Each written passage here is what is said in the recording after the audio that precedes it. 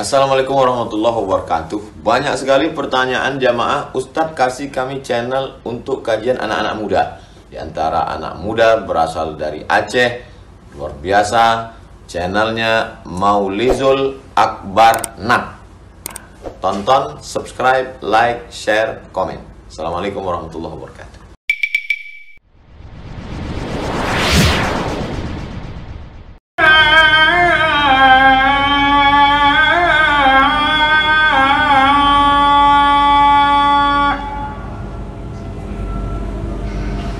Allahu Akbar, Allahu Akbar. La ilaha illallah.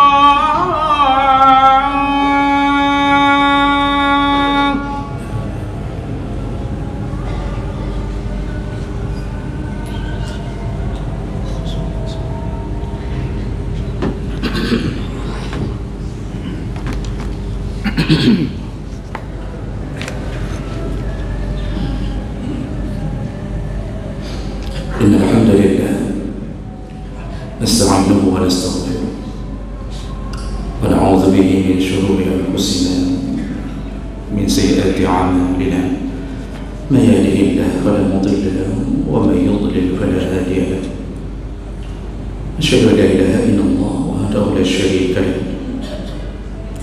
وأشهد أن محمدا عبده ورسوله الكريم اللهم صل وسلم على نبينا محمد وعلى آله وأصحابه أجمعين أما بعد فيا عباد الله اتقوا الله وقولوا قولا سديدا يصلح لكم أعمالكم ويغفر لكم ذنوبكم ومن يطع الله ورسوله فقد فاز فوزا عظيما. أعوذ بالله من الشيطان الرجيم. بسم الله الرحمن الرحيم. فلولا أنه كان من المسبحين للبث في بطنه إلى يوم يبعثون. Segala puji bagi Allah, kemudian salawat dan salam kepada Rasulullah, pada keluarga dan seluruh sahabat-sahabatnya. Jemaah-jemaah yang Allah muliakan insyaallah, penderitaan yang kita alami di dunia dengan berbagai ujian yang menerpa tidak ada apa-apanya dibandingkan dengan penderitaan di padang mahsyar. Rasulullah menggambarkannya dalam hadis riwayat Bukhari Muslim dari Abi Hurairah radhiyallahu anhu. Kata Rasulullah, yajma'u Allahu an-nasa al-awwalin wal-akhirin fi sa'idin wahidin. Nanti kata Nabi, Allah akan mengumpulkan manusia seluruhnya, mulai dari yang pertama Adam sampai yang terakhir, fi sa'idin wahidin, dikumpulkan di atas satu tanah yang datar. Yusmi'uhum ad-da'i wa yanfuzuhum al-basar.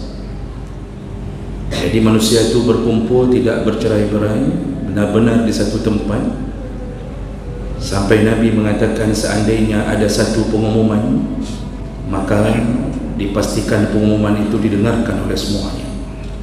Lalu seandainya ada mata yang memandang dari atas mereka, sungguh semua akan nampak dalam pandangan tersebut. Artinya berdirinya kita berkumpul di padang mahsyar itu bukan tercerai-berai. Cuma nanti dalam hadis yang lain dikumpulkan umat Muhammad dengan umat Muhammad, umat-umat yang lain dengan umat yang lain. Nah, kemudian Nabi melanjutkan, fayablughum, nanti di sana fayablughu alaihimul karbu wal ghammu ma la yutiquna wa la yahtamilun. Ketika engkau berdiri di padang mahsyar, maka semua nanti akan merasakan kesedihan, penderitaan, kesusahan. Nah, Nabi mengatakan satu kalimat yang kesusahan itu ma la yutiqun, tidak ada yang sanggup menahannya, wala yahtamilun, tak ada yang sanggup untuk menanggungnya. Bagaimana kita sanggup menanggungnya? Yudna asyam, kata Nabi, matahari diturunkan. Ada dua maksud. Yang pertama, diturunkan 1 mil. Makna mil iaitu pencorek celak, milun dalam bahasa Arab, artinya diturunkan sejengkal di atas kepala. Ada juga yang mengatakan mil jarak satuan di bumi, maka yang dimaksud adalah 1,5 atau 6 meter saja, kilometer saja. Sedangkan matahari ini berjarak dari bumi ke matahari dalam satuan astronomi itu disebutkan 150 juta kilometer. Maka mengalirlah keringat. Orang-orang mulai tidak tahu mengadu ke mana. Tidak ada yang bisa menolong. Ketika derita di dunia, kita yang tak tertimpa musibah, kita menolong yang ditimpa musibah. Mungkin tahun yang akan datang kita pula yang ditimpa musibah, ditolong oleh orang yang diamankan Allah SWT. Bisa saling tolong-menolong. Di sana semua manusia kesusahan. Satu-satunya pertolongan hanya dari Allah SWT. Maka di saat itu Nabi di dalam hadis-hadis yang lain kemudian mulai memberitahu bagaimana caranya agar di sana nanti semua kesusahan itu bisa diakhiri oleh Allah kepada orang-orang yang diinginkan untuk ditolong. Secara umum jemaah melakukan Allah, ada dua pertolongan Allah yang akan diberikan kepada orang-orang yang mengalami kesusahan di akhirat. Siapa mereka? Yang pertama yaitu orang-orang yang ketika merasa lapang atau sedang diberikan kelapangan oleh Allah, maka dia mengingat Allah, lalu Allah akan mengingatnya ketika dia mengalami kesulitan. Nabi mengatakan itu dari hadis dari Abdullah bin Abbas radhiyallahu anhu. Kata Ibnu Abbas, kuntu khalfan Nabi sallallahu alaihi wasallam, aku pernah berada di belakang Nabi sallallahu alaihi wasallam. Faqala li, lalu Nabi tiba-tiba berkata kepada aku, ya Ibnu Abbas, wahai Ibnu Abbas, ihfazillaha tajidhu amamak, jagalah semua hak Allah, maka Allah akan menjagamu di depanmu. Maksudnya Allah standby untuk selalu menjaga. Lalu Nabi melanjutkan, wa ta'arraf 'ala Allah fir raha ya'rifuka fi syiddah, ingat-ingatlah Allah, sebut-sebutlah Allah, kenalilah Allah fir raha, ketika engkau sedang bahagia, ketika engkau sedang lapang, maka Allah akan mengingatmu ketika engkau berada di dalam kesusahan. Begitu Nabi mengatakan tentang pertolongan pertama secara umum, yaitu siapa yang mengingat Allah di saat lapang, maka Allah akan mengingatnya ketika dia mengalami kesusahan. Barang siapa yang mengingat Allah ketika kakinya masih mampu melangkah ke masjid, tak pernah berhenti dia untuk melakukan salat jamaah di rumah-rumah Allah, maka ketika kakinya sudah tak mampu dan ketika semua badannya terkapar di atas kasur, maka Allah akan mengingatnya. Barang siapa yang diberi kelapangan harta oleh Allah, diberi keleluasaan, punya nikmat, hartanya cukup, lalu dia tidak lupa kepada Allah, dia bantu rumah Allah, dia buat rumah Allah lebih nyaman untuk orang-orang datang mengunjungi dalam solatnya, maka di saat dia sudah tak mampu, maka Allah lah yang akan mengingatnya di dalam kesedihannya dan di dalam kesusahannya. Jadi hidup itu ketika diberi lapang oleh Allah, ingatlah Allah. Maka ketika kita sedang susah dalam bencana apapun, Allah mengingat kita. Bagaimana cara Allah mengingat kita? Apakah Allah tiba-tiba membalas kekayaan dengan kekayaan? Tidak begitu yang Allah inginkan. Karena pembalasan Allah yang paling indah bukanlah kekayaan di dunia. pembalasan Allah yang paling indah untuk mengingat hamba yang pernah beribadah kepadanya adalah dengan cara membuat lempang jalannya menuju ke surga. Makanya orang-orang yang dulu salat ketika terkurung banjir, bagaimana cara Allah mengingatnya, bagaimana cara Allah melepaskan kesusahannya? Diselipkan di dalam hatinya rasa sabar. Dia terus memuji Allah walaupun sudah tak makan melebihi 5 hari.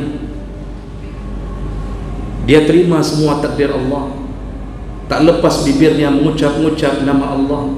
Kemudian dia meninggal dalam keadaan berhusnudzan kepada Allah. Masuklah dia surga melalui banjir yang dikirim Allah. Kita mungkin akan mengatakan, Masya Allah, sayangnya, Masya Allah, bagaimana kehidupan mereka. Ya Allah, tak terkirim barang-barang kita, tak mampu kita tembus lumpur untuk mencapai mereka, tapi Allah lebih sayang kepadanya. Dibuat mereka sudah cukup di dunia. Masuklah ke surga dengan cara disayang Allah di saat dia betul-betul mengingat Allah, di saat dia lapang. Dan itu diberikan kepada siapa? Kepada orang-orang yang ketika dia merasakan kelapangan hidup, dia tak lupa kepada Allah. Anehnya hari ini jemaah melakukan Allah, sudah dalam kelapangan pun tak ingat Allah, dalam kesempitan pun tak ingat Allah. Sudah jadi pengungsi, merasakan dahsyatnya kemurkaan Allah di atas maksiat yang dilakukan, mengungsi di masjid-masjid, dikumandangkan azan di hari Jumaat, mereka tak salat. Yang laki-laki tak salat, duduk di teras masjid, merasa diri pengungsi, tak salat. Ini dalam bahagia pun tak ingat Allah, dalam kesempitan pun tak ingat Allah. Adakah manusia yang lebih bejat daripada orang-orang yang seperti begini? Sengaja Allah kirimkan air sebagai salah satu pasukannya untuk mengingatkan kita kembali tentang apa yang telah kita lakukan selama ini. 21 tahun berlalu dari musibah pertama, lalu kita mulai melupakan Allah. Kita berkumpul-kumpul di kedai-kedai kopi, di warung-warung kopi. Masya Allah, ketika datang waktu salat hanya memadamkan lampu, kemudian menutup tirai, lalu kemudian berkumpul beramai-ramai tak salat. Bukankah ini kejahatan yang luar biasa? Kita disibukkan mengingat-ingat bagaimana bahayanya konser, lalu beramai-ramai bersuara menggagalkan konser. Itu perbuatan yang benar, gagalkan konser. Tapi apa yang hari ini kita tak bersuara? Adakah orang yang bersuara menggagalkan orang-orang yang hari ini duduk di kedai kopi sampai tak salat beramai-ramai? Adakah orang-orang yang datang untuk membongkar, menggerebek mereka semuanya? Adakah wali kota yang berbicara tentang itu? Tak ada. Sedikit amal yang kita lakukan buruk konser kita ingat-ingat, tapi Masya Allah di samping kanan kiri kita durhaka kepada Allah, kita tak mengingatnya. Orang berzina di dalam syariat Islam tak pernah disebut kafir. Mereka mendapat julukan fasik. Orang yang makan riba, bergaul dengan dunia riba, tak pernah disebut kafir. Julukan mereka fasik. Mabuk fasik, berjudi fasik, mencuri fasik, bahkan pembunuh pun tak disebut kafir. Tapi begitu berbicara tentang orang meninggalkan salat, apa kata Rasulullah? Man taraka as-salah muta'ammidan faqad kafara jiharan. Barang siapa meninggalkan salat dengan sengaja, mereka telah mengumumkan kekafirannya. Dalam hadis yang lain Rasulullah mengatakan, al-farqu bainana wa bainal kufri as-salah. Perbedaan kita antara kita orang Islam dengan kafir adalah salat. Tak salat kafir, salat muslim. Maka ulama-ulama mazhab pun ketika berbicara apakah wajib kita salatkan orang yang tak salat, ketika dia meninggal dunia perlukah kita mensalatkan jenazahnya? Sebahagian ulama bahkan mengatakan tak perlu salatkan, walaupun jumhur ulama mengatakan tetap salatkan. Karena itu fardu kifayah kita, urusan dia tak salat urusan dengan Allah. Tetapi Nabi memakai kalimat kafir. Inilah kemungkaran paling hebat. Coba lihatlah hari ini, dalam bencana pun orang tak mengingat Allah. Relawan-relawan berkumpul dengan baju-baju yang tertulis relawan dari fulan, relawan dari fulan, mengumpulkan berbagai logistik, lalu duduk menunggu logistik. Apakah mereka melakukan salat? Kebanyakannya tidak salat. Orang-orang yang hari ini berjuang habis-habisan membangun jembatan, ketika datang waktu zuhur apakah berhenti untuk salat? Tidak. Tukang-tukang yang mengelas semua besi-besi agar dilewati oleh para orang-orang yang hari ini membutuhkannya, apakah mereka salat? Tidak. Ini akan menunjukkan apa? Tak akan berubah keadaan, tunggu kali ketiga. Allah murka. Maka sayang sekali orang hari ini, Masya Allah, ya, betul-betul mereka tak ingat Allah. Jadi jemaah melakukan Allah, pertolongan Allah akan datang menetapkan iman kita di saat musibah, ketika kita mengingat Allah di saat kita berada dalam kondisi lapang. Itu yang pertama. Yang terakhir, yang kedua, secara umum pertolongan Allah akan diberikan kepada siapa? Yaitu kepada orang-orang yang ketika dia di dunia dia pernah menolong sesama mukmin. Pertolongan Allah ditolong di dunia, ditolong di akhirat kepada orang-orang yang dulu pernah menolong saudaranya sesama mukmin di dunia di saat saudaranya menghadapi kesulitan hidup. Hadis dari Abi Hurairah menegaskan ini. Rasulullah sallallahu alaihi wasallam menyebutkan, man naffasa an mu'minin qurbatan min qurabi dunya nafasallahu anhu qurbatan min qurabi yaumil qiyamah. Barang siapa yang pernah melepaskan kesulitan hidup seorang mukmin di dunia, di saat ditimpa kesulitan lalu kita datang membuat dia tersenyum, kita bahagiakan dia. Apa janji Nabi? Kata Nabi, tunggulah, nanti engkau akan dilepaskan kesusahanmu di hari kiamat. Di saat kita tak tahu apa yang harus kita lakukan, datanglah perlindungan dari Allah, memisahkan kita dari golongan orang-orang yang akan berdiri 50.000 tahun di padang mahsyar. Apa syaratnya? Tolong-tolonglah sesama mukmin ketika mereka sedang ditimpa kesusahan hidup. Dalam hadis yang lain Rasulullah sallallahu alaihi wasallam juga menyebutkan, juga disambung dengan hadis yang tadi dengan beberapa riwayat. Kata Rasulullah, wallahu fi auni al-'abdi ma kana al-'abdu fi auni akhi. Allah akan senantiasa menolong seorang hamba selama hamba itu menolong saudaranya yang lain. Allah ingat jasa kita, bukan karena menolong Allah, tapi menolong hamba yang dicipta oleh Allah dan dia mengakui Allah sebagai Tuhan. Tolonglah. Dalam hadis yang lain Rasulullah sallallahu alaihi wasallam menyebutkan, irhamu man fil ardi yarhamukum man fis sama. Sayang-sayanglah dengan orang yang berada di dunia, maka engkau akan disayang oleh penduduk yang berada di langit. Artinya semua malaikat sayang, Allah sayang kepadamu selama engkau menyayangi sesama mukmin di dunia. Hati-hatilah jemaah rekan Allah, di saat kita punya harta tapi sampai hari ini tidak 1.000 rupiah pun kita keluarkan, malah kita mulai melakukan amalan-amalan sunnah yang lain, lalu kita tinggalkan amalan menolong orang. Padahal menolong orang lebih dahsyat pahalanya daripada menegakkan salat tahajud, daripada menegakkan salat duha, daripada puasa Senin Kamis. Sekali menolong orang, lepaskan kesulitan hidupnya. Apa kata Rasulullah? Wala an amshi ma'a akhi fi hajatin ahabbu ilayya min an ta'takifa fi masjidi hadha syahran. Aku keluar dari rumahku, kata Rasulullah, melepaskan kesulitan hidup seorang mukmin yang sedang ditimpa kesulitan hidup. Itu lebih kusukai amal itu, kata Rasulullah, daripada beriktikaf di masjidku ini sebulan. Sebulan iktikaf di masjid Nabi, di dalamnya salat, di dalamnya bacaan Quran. Sekali salat di masjid Nabi sama seperti 1000 kali salat di masjid manapun kecuali Masjidil Haram. Iktikaf sebulan kalah pahalanya, kata Nabi, dengan sekali engkau keluar dari rumahmu lalu engkau menerobos lumpur, engkau menerobos banjir untuk memberi makan orang-orang yang sudah tak makan beberapa hari. Menetes air mata mereka, tak terucap apa kalimat terima kasih yang mereka bisa lakukan. Tak terbalaskan perbuatan kita, walaupun kita mungkin tak bisa datang langsung, tapi yang beras mereka kumpulkan juga berasal dari donasi kita. Semua roti, minyak dan segala macam kita pun ikut ada di dalamnya.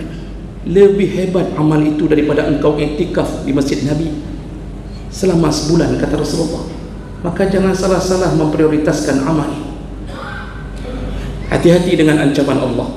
Kata Rasulullah sallallahu alaihi wasallam, salasun la yukallimuhum Allah wa la yanzuru ilaihim yaumal qiyamah wa la yuzakkihim wa lahum adzabun alim. Nanti di hari kiamat ada 3 orang, kata Nabi, yang Allah tak mau melihatnya, tidak mau bicara dengannya, bahkan Allah akan menyiapkan azab yang pedih kepadanya. Siapa mereka? Salah satunya adalah rajulun ala fadli ma'in bifulatin yamna'uhu min ibnis sabil, seseorang yang punya kelebihan air, lalu ketika orang membutuhkan air itu dari golongan musafir, dia tak mau berikan. Uang kita ketika kita cek ATM 100 juta, 200 juta, tapi kemudian ada orang yang berteriak minta makan, Masya Allah, 10 ribu pun tak berani kita keluarkan. Lalu kita mulai melanjutkan amal-amal kita, padahal itulah cara untuk masuk surga yang paling instan. Hati-hatilah ketika hadis qudsi Allah bertanya kepada kita di hari kiamat, ya bena Adam istata'amtuka, wahai anak Adam, bukankah dulu di dunia aku pernah memintamu makan, falam tuta'imuni, tapi engkau tak mau memberiku makan. Maka orang-orang yang ditanya Allah akan berkata, ya Rabbi kaifa ut'imuka wa anta rabbul alamin, bagaimana aku memberimu makan ya Allah, sedangkan engkaulah Tuhan semesta alam. Lalu Allah menjelaskan, kata Allah, amma alimta anna abdi fulanan yastat'imuka, yang ku maksud kata Allah, dulu di dunia ada hambaku yang beriman kepada aku, memintamu makan, dia berteriak-teriak memintamu makan, falam tut'imuhu, tapi engkau tak memberinya makan. Padahal kalau engkau memberi makan mereka, kata Allah, la wajadta zalika indi, semua pahalamu seperti engkau memberi makan kepada aku. Besar sekali pahalamu. Maka jemaah melakukan Allah, berlomba-lombalah di masa sulit ini untuk menolong saudara kita. Jangan pejamkan mata kepada mereka yang sedang ditimpa kesusahan. Dan inilah kesempatan kita masuk surga. Ingat-ingatlah bahwa watilkan ayyam nudawiluha bainan nas, hari demi hari Allah akan ganti. Hari ini mereka yang ditimpa, mungkin besok atau lusa atau tahun depan Lok Semawe banjir, terkurung, pecah jembatan, 2 jembatan. Seandainya Cunda tak bisa dilewati, jembatan Loskala tak bisa dilewati, terkurung di dalam tempat ini, tak ada yang bisa menolong. Di saat itulah Allah akan mengatakan, dulu engkau pernah menolong orang-orang ketika aku timpa musibah, hari ini engkau bertolong. Begitulah pertolongan Allah di akhirat, terutama di akhirat. Karena di dunia Allah akan memberikan ilham kepada orang-orang untuk menolong, tapi di akhirat satu-satunya pertolongan hanya pertolongan Allah, dan diberikan kepada mereka yang pernah menolong saudaranya sesama mukmin ketika ditimpa musibah. Mudah-mudahan kita diberi kekuatan untuk melanjutkan perjuangan kita menolong saudara kita. Mereka bukan sekali makan, mereka melanjutkan makan di hari-hari berikutnya. Apa yang kita beri, ingat-ingat, itu cukup hanya untuk 3 hari. Mereka harus menghadapi Ramadan berikutnya. Berlombalah lagi, tolonglah mereka. Semoga kita semuanya dikumpulkan kembali di dalam surganya. Amin ya rabbal alamin. Barakallahu li wa lakum fil Qur'anil azim, wa naf'ani wa iyyakum bima fihi minal ayati wa zikril hakim, wa taqabbalallahu minni wa minkum tilawatahu innahu huwas samiul alim.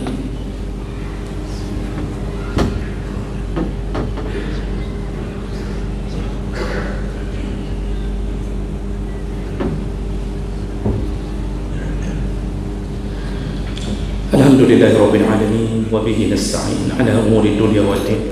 Asyhadu an la ilaha illallah wahdahu la syarika lah, wa asyhadu anna Muhammadan 'abduhu wa rasuluhul karim. Allahumma shalli wa sallim ala nabiyyina Muhammadin wa ala alihi wa ashabihi ajma'in. Amma ba'd, fa ya 'ibadallah ittaqullaha haqqa tuqatih wa la tamutunna illa wa antum muslimun. A'udzu billahi minasy syaithanir rajim. Bismillahir rahmanir rahim. إن الله وملائكته يصلون على النبي يا أيها الذين آمنوا صلوا عليه وسلموا تسليما. اللهم اغفر للمسلمين والمسلمات والمؤمنين والمؤمنات الأحياء منهم والأموات، وتابع بيننا وبينهم بالخيرات، وتقبل يا سميع قريب مجيب الدعوات. اللهم أعنا على ذكرك وشكرك وحسن عبادتك.